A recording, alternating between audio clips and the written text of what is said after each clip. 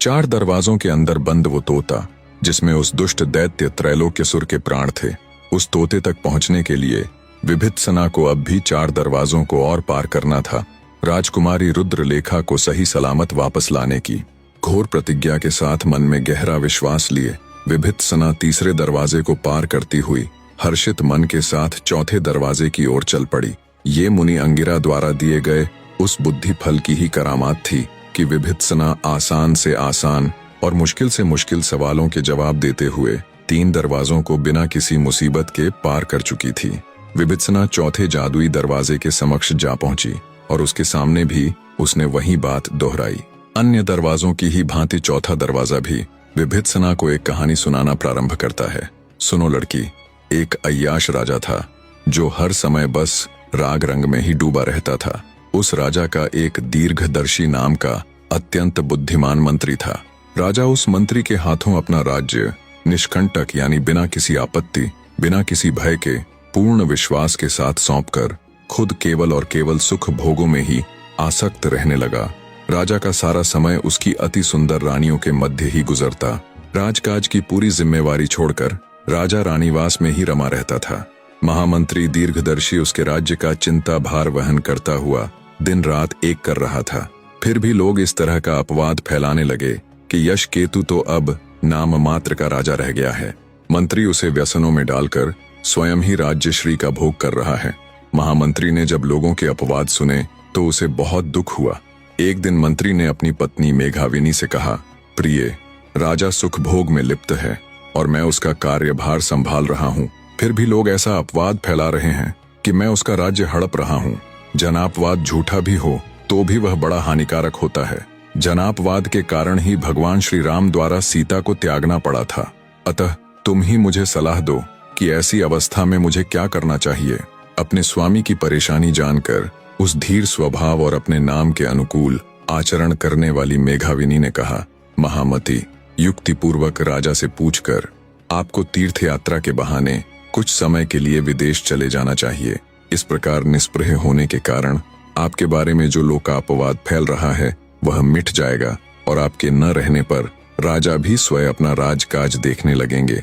उसके बाद धीरे धीरे उनके व्यसन भी दूर हो जाएंगे। फिर जब आप लौट कर आएंगे और मंत्री का पद संभालेंगे तब आपको कोई दोष न देगा।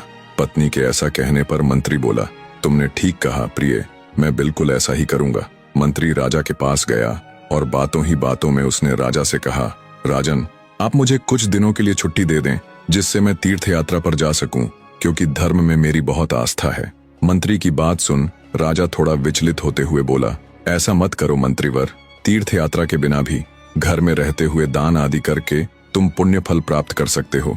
मंत्री बोला, दान आदि के द्वारा तो अर्थ शुद्धि ही पाई जा सकती है राजन, किंतु तीर्थों से अनश्वर शुद्धि प्राप्त होती है। मंत्री जब इस प्रकार राजा को समझाने का प्रयास कर रहा था तभी प्रतिहारी वहां पहुंचा और राजा से बोला, स्वामी, दोपहर का समय हो चुका है, अतः आप उठकर स्नान कर लें। स्नान का समय बीता जा रहा है। यह सुनते ही राजा स्नान के लिए उठकर खड़ा हो गया। यात्रा के लिए तैयार मंत्री भी उसे प्रणाम करके वहां से चला आया। मंत्री ने घर आकर जैसे तैसे अपनी पत्नी को मनाया, क्योंकि वह स्वयं भी उसके साथ चलने का आग्रह कर रही थी। फिर वह अकेला ही यात्रा के लिए चल पड़ा। अनेक देशों में घूमता हुआ और तीर्थों की यात्रा करता हुआ मंत्री पौड्र देश में जा पहुंचा। उस देश को पार करने के लिए समुद्र से होते हुए यात्रा करनी पड़ती थी। अतः मंत्री फेर लगाने वाली एक नाव पर सवार हुआ। नाव जब बीच समंदर पहुंची तो मंत्री ने बड़ा ही अद्भुत नजारा देखा। बीच समंदर एक बड़ा ही सुंदर कल्प वृक्ष, जिसकी पत्ते सोने की भांति चमचमा रहे थे। उस वृक्ष की एक डाली पर अद्भुत आकार वाली अप्सराओं से सौंदर्य की मालकिन एक सुंदर कन्या लेटी हुई थी और एक मधुर गीत गाए जा रही थी। कुछ देर गाकर उस कल्प वृक्ष सहित वो अप्सरा सी कन्या समुद्र में विलीन हो गई। मंत्री के आश्चर्य का ठिकाना नहीं था। मंत्री को इस तरह आश्चर्यचकित देख नाविकों ने कहा, श्रीमंत, आप शायद उस कन्या को देखकर आश्चर्यचकित हो रहे हैं। यह उत्तम कन्या तो इस प्रकार यहाँ अक्सर दिखाई पड़ती है। ये दिखाई देती है और फिर समुद्र में ही विलीन हो जाती है। शायद आपने पहली बार देखा है, इसीलिए ऐसा आश्चर्य व्यक्त कर रहे हैं। हाँ, शायद यही बात है, मंत्री बोला और उसी दिशा में देखता हुआ खामोश हो गया। कुछ और अन्य देशों में घूमते हुए मंत्री को जब काफी समय गुजर गया तो अंततः वो वापस अपने देश के लिए रवाना हो गया। लंबी राह तय करके जब मंत्री अपने अंग देश के निकट पहुंचा, तब नगर के बाहर आए कुछ गुप्तचरों ने उन्हें देखा, जिन्हें राजा यशकेतु ने उसकी खोज खबर लेने के लिए पहले से ही नियुक्त कर रखा था। गुप्तचरों ने जाकर राजा को खबर पहुंचाई। मंत्री के बिछुड़ने से राजा दुखी था, अतः वह स्वयं ही उसकी अगवानी हेतु नगर के बाहर पहुंचा और उसके गले लगकर उसका अभिनंदन किया। मंत्री दीर्घदर्शी को महल में लाकर जब राजा ने उसकी यात्रा का वृत्तांत पूछा, तब दीर्घदर्शी ने सुवर्ण द्वीप तक के मार्ग का सारा वृत्तांत उसे कह सुनाया और उस अलौकिक कन्या का वृत्तांत भी उसने राजा को सुनाया, जो अद्वितीय और अप्सराओं सी सुंदर थी। उस कन्या की रूप राशि का वृत्तांत सुनकर राजा इस प्रकार कामवश हो गया कि उसके बिना अब उसे अपना जीवन निष्फल जान पड़ने लगा। राजा तुरंत मंत्री को एकांत में लेकर गया और बोला, उस कन्या को देखे बिना मैं जीवित नहीं रह सकूंगा, अतः मैं तुम्हारे बताए मार्ग से उसके पास जाता हूँ। तुम न तो इस काम से मुझे रोको और न ही मेरे साथ चलो। मैं छिपकर अकेला ही वहां जाऊंगा। तुम मेरे राज्य की रक्षा करना, मेरी बात तुम टालना नहीं, अन्यथा तुम्हें मेरे प्राणों से हाथ धोना पड़ेगा। राजा ने अपनी बात के विरोध में मंत्री को कुछ कहने तक का मौका नहीं दिया और उसे बहुत दिनों से उत्सुक उसके परिजनों के पास भेज दिया। घर लौटकर पत्नी से मिलकर हंसी खुशी भरे वातावरण के होते हुए भी मंत्री दीर्घदर्शी उदास ही रहा, क्योंकि जब स्वामी असाध्य कार्य को तत्पर हो तब मंत्री कैसे खुश रह सकता है। अगले दिन राजा मंत्री को अपना राज्यभार सौंपकर रात को तपस्वी का वेश धारण कर नगर से बाहर निकला। मंत्री के बताए मार्ग अनुसार कई देशों की यात्रा करता हुआ राजा आखिरकार कई दिन बाद पौंड्र देश पहुंच ही गया। अत्यंत उत्सुक होता हुआ राजा भी फिर लगाने वाली नाव में सवार हो गया। जहाज जब बीच समुद्र में पहुंचा, तब जल के भीतर से वही कल्प वृक्ष निकला, जिसके स्कंध पर वही अप्सराओं सी कन्या लेटी हुई गीत गा रही थी। राजा ने जब उसे देखा तो देखता ही रह गया, पर कुछ ही देर पश्चात वो कन्या वृक्ष सहित समुद्र में विलीन हो गई। उस सुंदरी का यूं आंखों से ओझल होना राजा को जरा भी बर्दाश्त न हुआ। काम बाणों से आहत राजा बिना कुछ सोचे समझे उसके पीछे पीछे समुद्र में कूद पड़ा। राजा यशकेतु को उस महासमुद्र में अकस्मात एक अलौकिक नगर दिखाई पड़ा। ये देखकर वो बहुत आश्चर्यचकित हुआ। उस भव्य नगर में घूमते घूमते राजा उस सुंदरी को खोजने लगा, किंतु वह उसे कहीं दिखाई न दी। तब वह एक ऊंचे मणिभवन पर चढ़ गया और उसका द्वार खोलकर भीतर जा पहुंचा। भीतर उसने एक उत्तम रत्नों वाले बिस्तर पर सिर से पांव तक चादर ओढ़े किसी को सोते हुए देखा। कहीं यही तो नहीं है, ऐसा सोचते हुए उसने जैसे ही उसके मुंह से चादर हटाई, उसने अपनी मनचाही स्त्री को ही देखा। मुख से चादर हटते ही वह सुंदरी अचकचाकर उठ बैठी और घबराई हुई नजरों से राजा को देखने लगी। फिर उसने राजा से पूछा, आप कौन हैं और इस अगम्य रसातल में आप कैसे आ पहुंचे? आपके शरीर पर तो राज चिन्ह अंकित है, फिर आपने यह तपस्वी का वेश क्यों बना रखा है? तब राजा ने अपना परिचय दिया और आने का उद्देश्य भी बता दिया। फिर राजा ने उस सुंदरी से अपना परिचय देने को कहा तो सुंदरी बोली, हे महाभाग, मैं विद्याधरों के राजा सौभाग्यशाली मृगांक सेन की कन्या मृगांकवती हूँ। मेरे पिता न जाने किस कारण से मुझे इस नगर में अकेली छोड़कर नगर वासियों सहित जाने कहाँ चले गए हैं, इसलिए इस सूनी बस्ती में जी न लगने के कारण मैं समुद्र पर उतरकर यांत्रिक कल्पवृक्ष पर बैठी भवितव्य के गीत गाया करती हूँ। मृगांकवती के ऐसा कहने पर राजा ने उसे अपनी प्यार भरी बातों से इस तरह से रिझाया कि प्रेमवश होकर उसने उसी समय उस वीर राजा की पत्नी बनना स्वीकार कर लिया। उन दोनों ने वहीं तुरंत गंधर्व विवाह कर लिया। विवाह पश्चात राजा उस सुंदरी यानी मृगांकवती के साथ बड़े ही सुख चयन से कुछ दिनों तक समुद्र की थाह में बसे उसी भव्य नगर में रहता रहा। फिर एक दिन राजा ने मृगांकवती से वापस जाने का मार्ग पूछा। सुंदरी द्वारा बताए जाने पर राजा ने उस सुंदरी के गले में हाथ डाला और भव्य नगर के बीचों बीच बने उस तालाब में कूद पड़ा, जिससे वो उस सुंदरी के साथ अपने नगर के उद्यान के तालाब में जा निकला। वहां अपनी प्रिया के साथ आए राजा को उद्यान के मालियों ने देखा और प्रसन्न होते हुए उन्होंने मंत्री दीर्घदर्शी को इस बात की सूचना पहुंचाई। अपनी इच्छित स्त्री को साथ लेकर आए राजा को मंत्री बड़े ही आदर के साथ राजमहल में ले गया। मंत्री ने अपने मन में सोचा, राजा ने इस अलौकिक स्त्री को कैसे प्राप्त कर लिया, जिसे मैंने क्षण मात्र के लिए आकाश में चमकने वाली बिजली के समान देखा था। सच है कि विधाता जिसके ललाट पर जो कुछ लिख देता है, वह कितना ही असंभव होने पर भी उसे अवश्य ही प्राप्त कर लेता है। फिर भी मंत्री ने जब राजा से उस सुंदरी को प्राप्त करने के रहस्य के बारे में पूछा, तो राजा ने बड़ी प्रसन्नता पूर्वक सब बतला दिया और बोला, अपनी प्रिया को मैं इतने कष्ट उठाकर यहाँ लाया हूँ, अब वह हमेशा यहीं रहेगी। उस दिन दीर्घदर्शी जब अपने घर वापस आया तो उसी रात सोते समय हृदय फट जाने से उसकी मृत्यु हो गई। इतनी कथा सुनाकर चौथा दरवाजा बोला, बताओ लड़की, राजा यशकेतु का उद्धार होने पर भी उसके महामंत्री दीर्घदर्शी का हृदय क्यों विदीर्ण हो गया?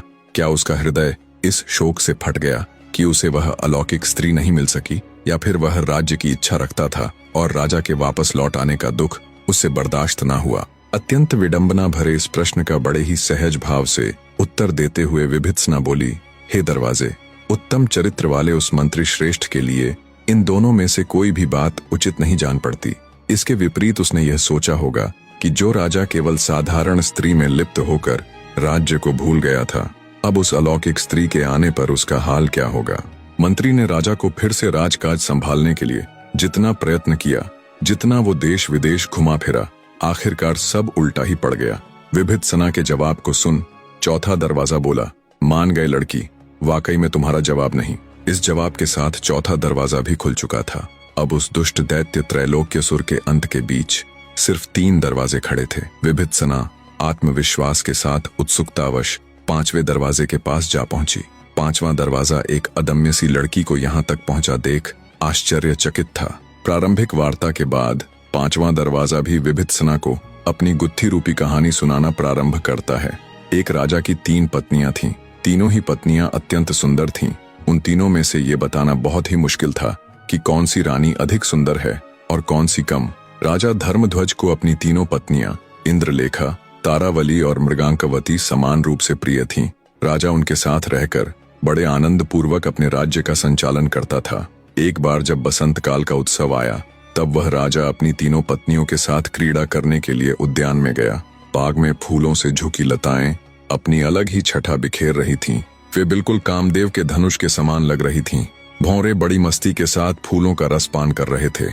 इस अत्यंत लुभावने वातावरण के बीच बड़ी मस्ती के साथ राजा अपनी तीनों पत्नियों के साथ क्रीड़ाएं कर रहे थे। राजा ने खेल ही खेल में रानी इंद्रलेखा की चोटी पकड़कर खींची, जिससे उसके कानों पर से कमल का फूल खिसक कर उसकी गोद में आ गिरा। गोद में गिरे उस पुष्प मात्र से ही अत्यंत कोमल रानी इंद्रलेखा की जांघ पर घाव हो गया और वह हाय हाय करती हुई मूर्छित हो गई। ये देखकर राजा घबरा गया। उसने तुरंत जल मंगवाकर पानी के कुछ छींटे रानी के मुंह पर मारे तो रानी होश में आई। अनंतर राजा उसे अपने महल में लाया और राजवैद्य से उसका उपचार करने को कहा। तो वैद्य तत्काल ही रानी के उपचार में जुट गए। उस रात इंद्रलेखा की हालत देखकर राजा अपनी दूसरी पत्नी तारावली के साथ चंद्रप्रासाद नामक अपने दूसरे महल में गया। वहां तारावली राजा की गोद में सो गई। सोती हुई रानी के वस्त्र थोड़े इधर उधर हो गए, जिस कारण उसके शरीर पर खिड़की की जालियों से होकर चंद्रमा की किरणें पड़ गईं। किरणों के स्पर्श मात्र से ही अत्यंत नाजुक रानी तारावली जाग उठी और हाय जल गई कहती हुई अचानक पलंग से उठकर अपने अंग मलने लगी। घबराकर राजा भी उठ बैठा। राजा ने देखा तो पाया रानी तारावली के उस अंग पर सचमुच ही फफोले पड़ गए थे। राजा ने तुरंत परिचारिकाएं बुलाई। परिचारिकाओं यानी सेविकाओं ने रानी के लिए गीले कमल पत्रों की सेज बिछाई और उसके शरीर पर चंदन का लेप लगाया। इसी बीच राजा की तीसरी पत्नी यानी रानी मृगांकवती भी जाग उठी। तारावली के कक्ष से आती आवाजें सुनकर उसकी नींद उचट गई थी। राजा के पास जाने की इच्छा से वह अपने कक्ष से निकलकर तारावली के कक्ष की ओर चल पड़ी। अभी वह कुछ ही कदम चली थी कि उसने दूर से किसी के घर धान कूटे जाने की आवाज सुनी। मूसल की आवाज सुनकर वह विकल हो उठी और हाय मरी कहते हुए मार्ग में ही बैठ गई। परिचारिकाओं ने जब रानी की जांच की तो उन्होंने उसकी हथेलियों पर काले गहरे धब्बे देखे।